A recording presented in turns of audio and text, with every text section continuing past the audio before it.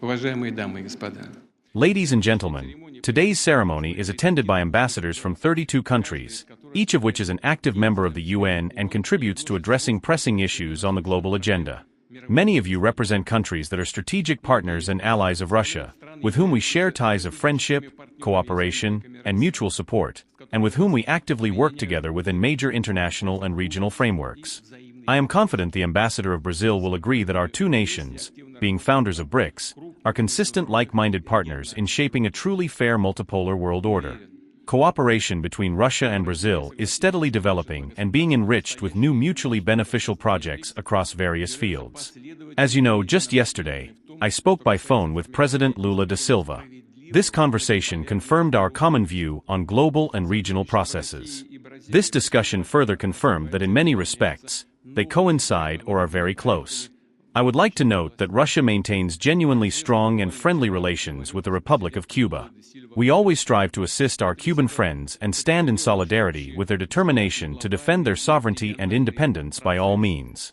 The Russian-Cuban alliance is time-tested and based on sincere mutual sympathies between the peoples of our two countries. Together, we implement vital projects for the Cuban economy in energy, metallurgy, transport infrastructure, and medicine, while expanding cultural and humanitarian exchanges. I would like to emphasize that Russia has long-standing, close, and constructive ties with many Latin American countries. We have always viewed the states of this region with great respect, as equal and independent partners. This fully applies to the countries represented here today: Colombia, Peru, and Uruguay. We believe we have all the opportunities for significantly increasing trade, investment, and commercial ties, as well as cooperation in healthcare, pharmaceuticals, education, and personnel training. In the same spirit of partnership and trust, Russia is committed to further strengthening interactions with countries of the Middle East and North Africa. A key player in this region is our friendly partner Egypt, with whom we are building relations based on a comprehensive strategic cooperation agreement. Our countries are implementing large-scale joint projects, including the construction of the El Daba nuclear power plant and the establishment of a Russian industrial zone in the Suez Canal area. Next month will mark 100 years of diplomatic relations with Saudi Arabia. Our bilateral partnership is successfully expanding and is of a comprehensive nature. There is close coordination within the OPEC+ framework, which effectively contributes to maintaining stability in the global oil market. We welcome the Kingdom's decision to participate as a guest country at the upcoming St. Petersburg International Economic Forum in June. It is also important that Saudi Arabia plans to host the International Music Competition Intervision, revived at the initiative of our country. Ties with Lebanon and Iraq have traditionally developed in a spirit of mutual respect and positivity. Our country consistently supports the unity, sovereignty, and independence of these states and opposes external interference in their internal affairs. We closely collaborate with Pakistan, a full participant in the Shanghai Cooperation Organization, the largest regional structure by economic, technological, and human potential. Russian-Pakistani relations are genuinely mutually beneficial. Afghanistan is also present as an observer state. Russian-Afghan cooperation has recently shown noticeable dynamism.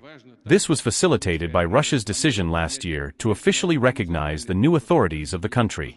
We are sincerely interested in Afghanistan being a united, independent, and peaceful state, free from war, terrorism, and drug trafficking. Our interaction with Sri Lanka, Bangladesh, and the Maldives is progressing quite effectively. We are successfully developing contacts in traditional sectors such as tourism, fishing, agriculture, and energy. We are poised to enhance cooperation in other areas of mutual interest. A large group of ambassadors from friendly African countries is present at today's ceremony. Somalia, Gabon, Senegal, Rwanda, Mauritania, Algeria, Ghana, and Namibia. Russia is connected with all countries of the continent through genuine partnership, support, and mutual assistance. The foundations of these relations were laid during the struggle of African peoples for freedom and independence. Our country contributed significantly to liberating African countries from colonial oppression, the formation of their statehood, developing their national economies, and training and equipping their armed forces. We are consistently committed to expanding mutual political, economic, and humanitarian contacts.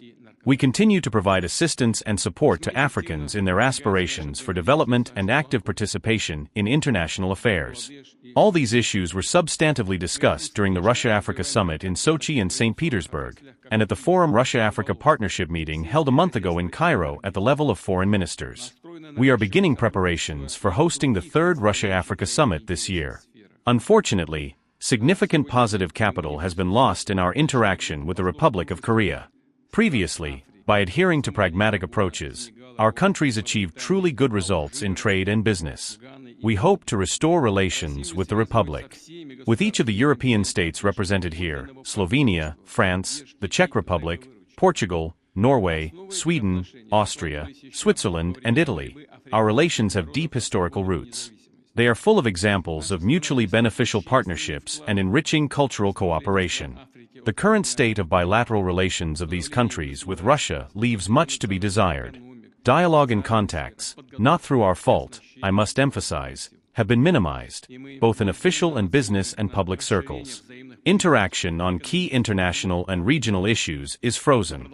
We hope that, over time, the situation will change, and our state will return to normal constructive communication on the principles of respecting national interests and legitimate security concerns.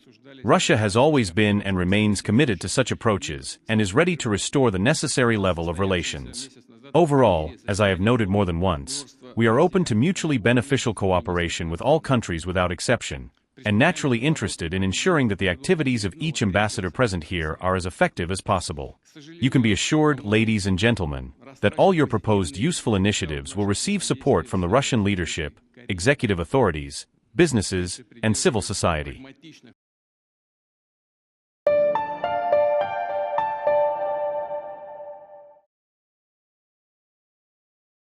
Below Chi.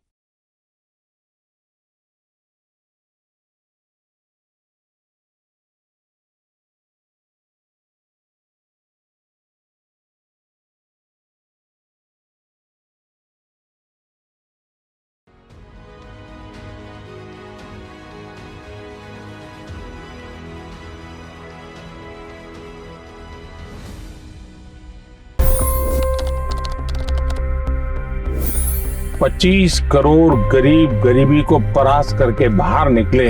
For the good of our nation, let's work together and let's truly make America great again. The fastest news breaks. Requested PM saying that look, you will have to speak to Putin and to Zelensky. The biggest news makers.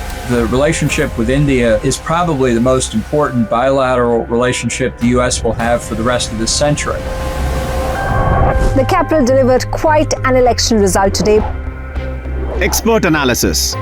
The million-dollar question today is how to stop this dance of death. Ground reports. I'm standing at the crossroad of the Kumbh Mela. Behind me are more than 100 entry guards.